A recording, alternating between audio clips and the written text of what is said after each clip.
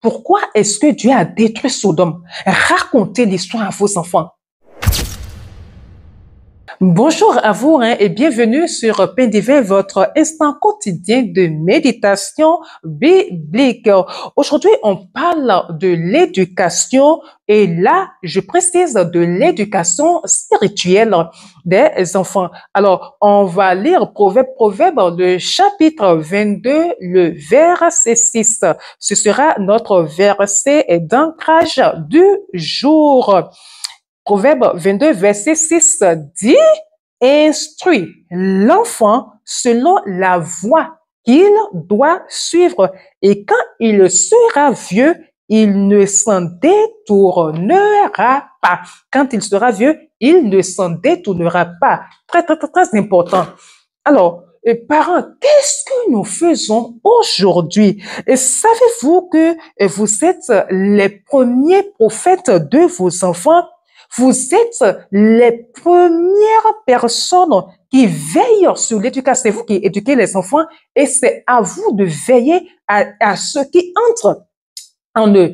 Alors, aujourd'hui, que faisons-nous? Si nous constatons tout ce que nous voyons aujourd'hui, la déchéance de la moralité, les enfants, garçons sont avec les garçons, les filles sont avec les filles, les jeunes sont avec les papas et tout, la faute revient quelque part aux parents. Oui. Quand on dit cela, il y en a qui disent, mais non, le papa peut éduquer, les parents éduquent, mais les enfants sortent. C'est le dehors qui leur met autre chose dans la tête. Oui, le dehors est dangereux, ok?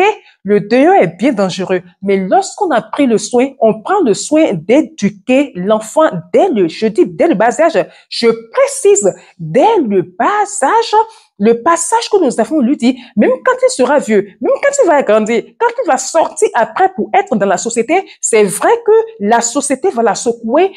Il va vouloir faire une crise d'adolescence où il va vouloir, à un temps donné, suivre le monde. Mais ce dépôt qui est en lui, un jour va le sauver du désordre qu'on voit là, va le sauver de toutes ces choses, de l'immoralité qu'on voit aujourd'hui qui est acceptée partout. Ça commence déjà par les dessins animés qu'on les laisse regarder. Qu'est-ce que vous laissez à vos enfants lorsque vous leur remettez la commande là? Genre, va là-bas, ne m'embête pas. Je suis dans la cuisine, je suis occupée. Voilà, donc va t'occuper seul. Est-ce que vous contrôlez? Quand on prend 10 parents, il y en a combien qui contrôlent? Des parents qui disent qu'ils sont chrétiens, il y en a combien qui contrôlent? N'est-ce pas que les enfants sont devant la télé, ils regardent ce qu'ils veulent? Et il y a combien de dessins animés vous allez prendre aujourd'hui, vous n'allez pas voir?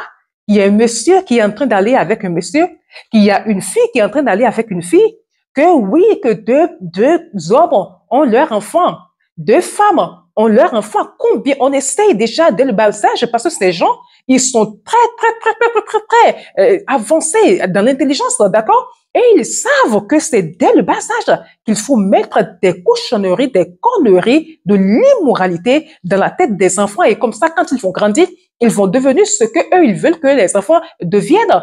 Vous voyez le parallèle avec la parole de Dieu? Dieu dit, dès le bas âge, et quand il va grandir, il ne se détournera pas. Eux-mêmes, ils commencent dès le bas âge. Ils ont compris cela. Et ils essaient de tout mettre, de mettre des actes contre nature dans la tête de nos enfants. Alors, qu'est-ce qu'il faut faire?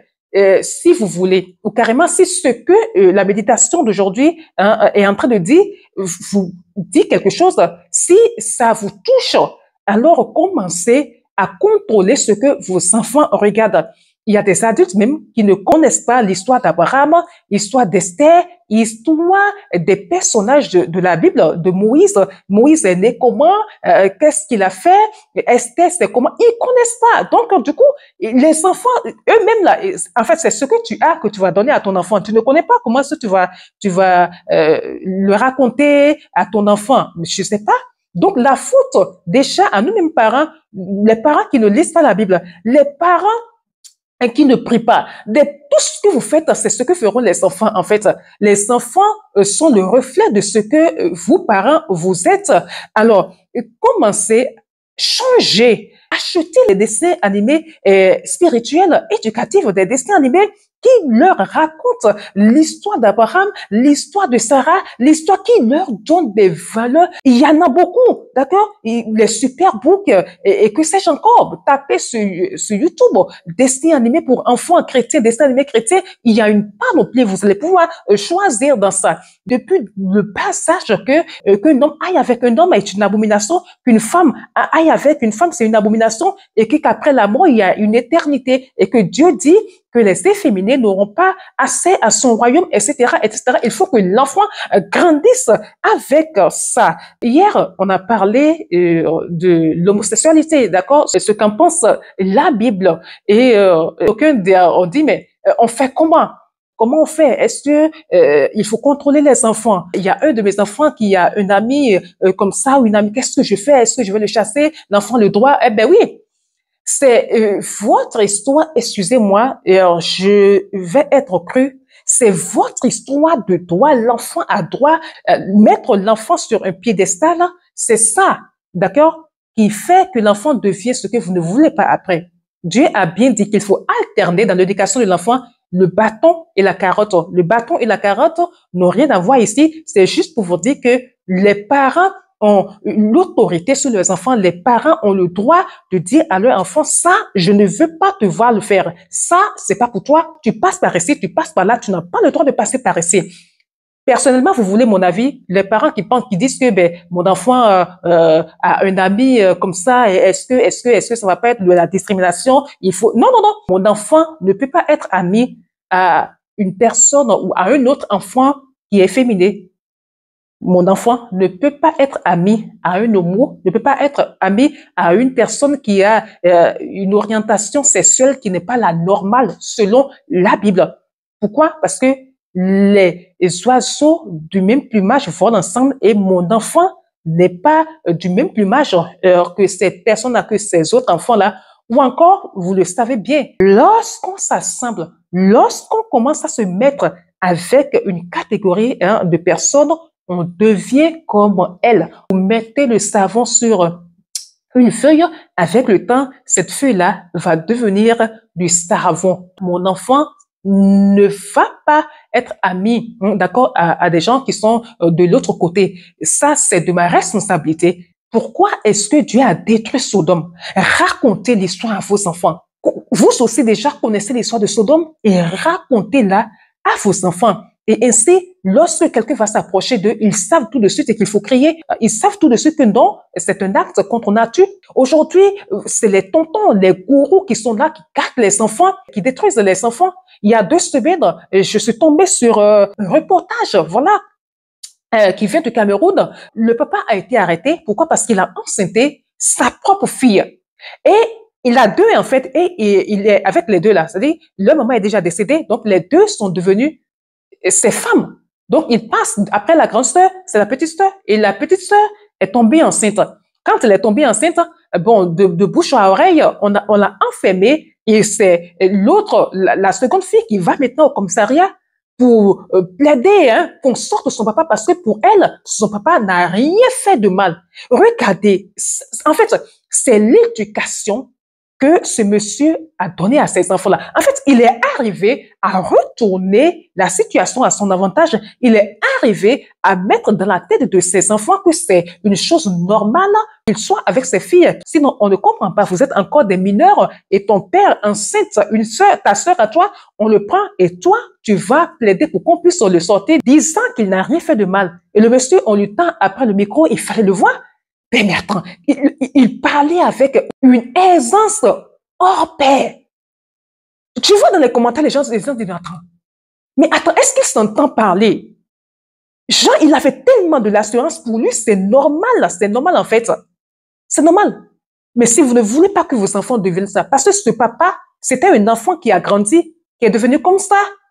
Inculquer, donner une éducation spirituelle à vos enfants. Des fois, il faut challenger les enfants. Vous savez, déjà, nous sommes en vacances, n'est-ce pas? Alors, oui, vous savez, les enfants, ils aiment très bien les glaces. C'est une astuce que je suis en train de donner là. Ils aiment bien les glaces, ils aiment bien les bonbons, les cadeaux, tout ce qui est bien. Alors, vous, parents, pourquoi ne pas mettre en place des challenges? Oui, toi, tu lis ça. Ou carrément, le samedi, vous allez me lire l'histoire de ci et de ça. Qu'est-ce que tel dit de ça? Qu'est-ce que l'autre dit de ça? Et que pensez-vous de la parole de Dieu? Et priez avec les enfants. Déjà, achetez-leur la Bible. Vous savez, des tablettes de ci, des tablettes de ça, des PlayStation, mais le matériel didactique de l'Église, la Bible, beaucoup ne l'ont pas. Alors, est-ce qu'on peut accuser Dieu après lorsque nos enfants font des choses, hein? Il y a de cela 4 jours chez moi, dans mon pays, il y a des nudes et des filles qui sont sorties. De petites filles et de petits garçons. Des jeunes de 15 ans, 14 ans, 15 ans, 16 ans. Des dizaines et des dizaines de nudes. Les parents étaient où? Dans la plupart du temps, lorsque vous faites ce qu'il faut, Dieu vous aide et priez au quotidien. Il ne suffit pas seulement de donner la Bible aux enfants et tout, mais de prier au quotidien. Vos prières quotidiennes pour vos enfants. Vous ne le faites pas. Papa se lève le matin, déjà à 7 heures, il est sur le chemin du boulot, il revient à 23 heures fatigué, les enfants dorment déjà. Maman court après l'argent, elle est déjà au marché ou dans son entreprise ou je sais quoi, et elle revient aussi tard. Quand est-ce qu'on a le temps? Vous n'avez pas le temps de prier pour vos enfants, alors que c'est la prière qui garde, qui protège, qui fait en sorte que Dieu veille sur vos enfants et les épargne, leur évite de tomber dans ces immoralités. Alors, parents, comme je dis tantôt, vous êtes les premiers prophètes de vos enfants et l'éducation spirituelle est un héritage éternel. Ne l'oubliez jamais. Allez, merci, chers parents, de m'avoir écouté, aux futurs parents, de m'avoir écouté. Que Dieu vous aide. Et si déjà vous avez des enfants que vous éduquez selon la voie de Dieu, mais qui font des choses qui ne sont pas bonnes, je vous encourage à les porter en prière. Il n'y a rien que la prière ne puisse changer. Que Dieu vous réconforte et vous accompagne dans leur éducation au quotidien au nom de Jésus. Amen. On s'arrête ici pour la méditation du jour. On va se dire encore à demain par la grâce de Dieu pour une autre nourriture fraîche sur pain divin. Et je vous aime de l'amour du Christ. Abonnez-vous si vous êtes nouveau. Allez, ciao!